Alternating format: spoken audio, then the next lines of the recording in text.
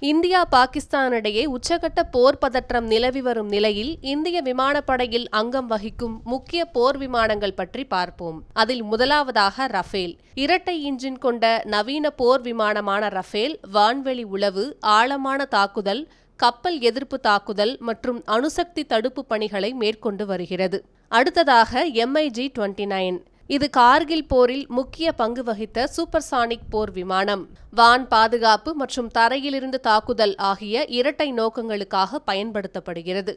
அடுத்ததாக Su-30. இது இந்திய வான்படைக்காக பிரத்யேகமாக உருவாக்கப்பட்டு ரஷ்யாவிலிருந்து இறக்குமதி செய்யப்பட்ட போர் விமானம். வான் மற்றும் வான் தரை ஏவுகணைகளை ஒரு சேர கொண்டுள்ளது. இந்தியாவால் தயாரிக்கப்பட்ட முதல் போர் விமானமான தேஜஸும் இதில் அடங்கும். மற்றொரு ரக விமானமான ஜாகுவார் வான்வெளி தாக்குதல்களுக்கும் வேவு பார்ப்பதற்கும் பயன்படுத்தப்படுகிறது.